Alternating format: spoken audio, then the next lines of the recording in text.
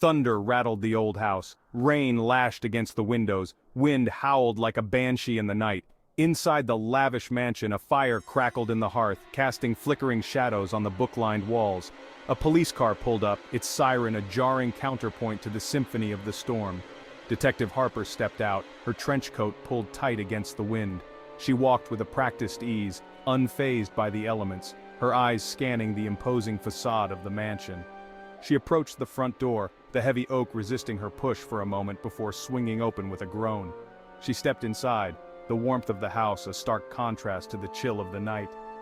"Good evening," a voice boomed from the top of the grand staircase. "You must be Detective Harper." The man at the top of the stairs was Victor, the master of the house. He was tall and imposing, with silver hair and a face etched with years of wealth and worry. "There's been an incident," Victor said, his voice carefully controlled.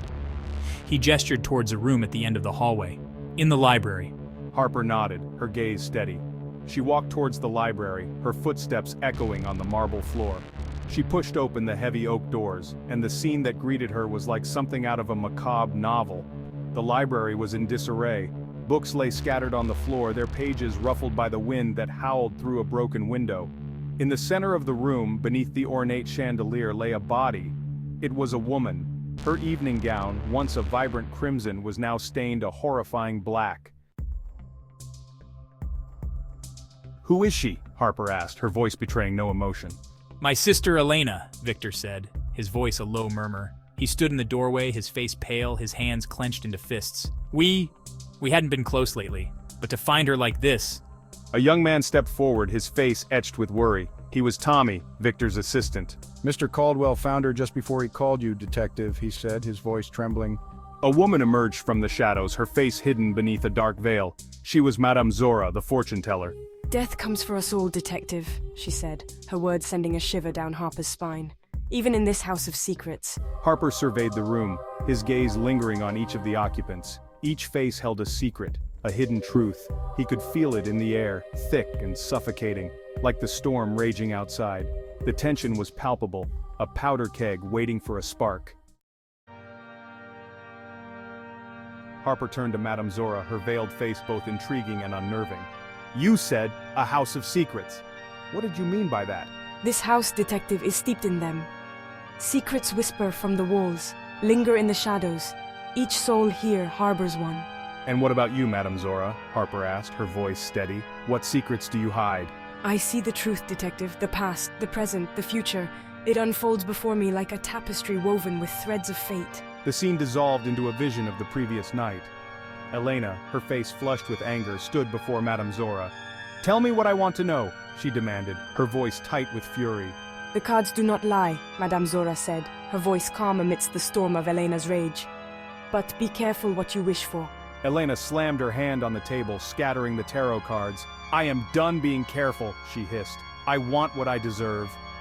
The vision faded, leaving Harper with more questions than answers. The storm outside seemed to echo the turmoil within. Harper turned his attention to Tommy, the young assistant.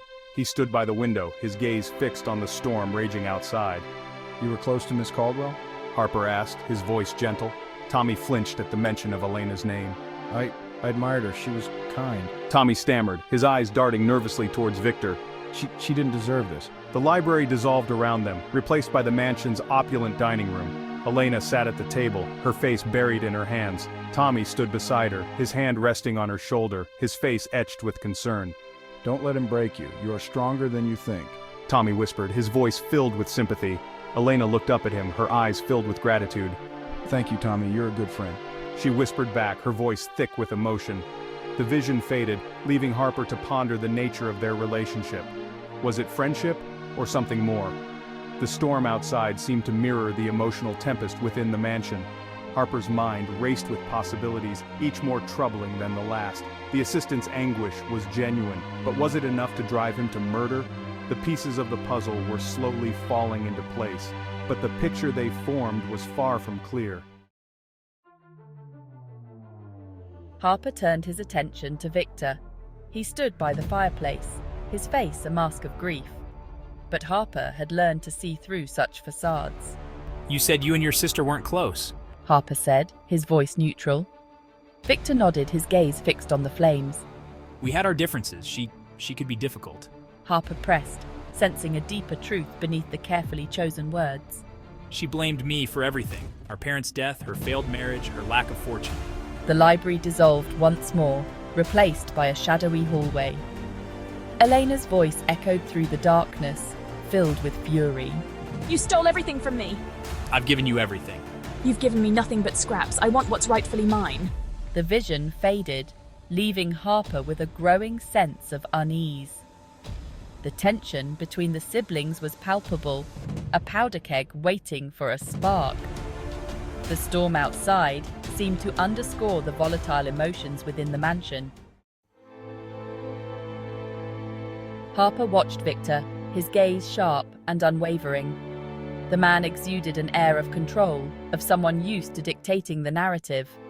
But tonight, the narrative had spun wildly out of control. You say you and your sister argued. Harper stated, his voice devoid of judgment, but carrying the weight of unspoken accusation. Victor ran a hand through his silver hair, his composure faltering for a moment. We didn't always see eye to eye. And what was the nature of your last disagreement, Mr. Caldwell? Harper pressed, his gaze unwavering. Victor hesitated, his eyes flickering towards the library door, as if the room itself held the answers. It was about the inheritance. He admitted, his voice barely a whisper. The scene shifted once more. Victor and Elena stood in the library, the storm raging outside, mirroring the tempest within. It's not fair. You control everything. Elena, please, you know I've always looked after you. The vision faded, leaving Harper to piece together the fragments of their fractured relationship. The sound of another car pulling up outside broke the tense silence. Moments later, 2 uniformed officers entered the library, their faces grim. One of them, a young man with a buzz cut, held up a plastic bag containing a heavy silver letter opener. The ornate handle was stained with something dark and sticky. We found this hidden in Mr. Caldwell's study, Detective. It appears to be the murder weapon. Harper nodded, his gaze sweeping over the stunned faces of the suspects. Each of them had a motive, a secret, a lie. But only one of them had blood on their hands. He turned to Victor, his expression unreadable. It seems your sister's accusations were right, Mr. Caldwell. You did want to control everything, including her. No, that's not... I didn't... But his protests were cut short as Tommy, his face pale and his eyes filled with a strange mix of horror and relief, stepped forward. It was me. I did it. As the officers led Tommy away, his confession echoing in the silence of the library, Harper felt a surge of triumph. The case was closed. Justice, however flawed, had been served. But as he turned to leave, his gaze fell on Madame Zora.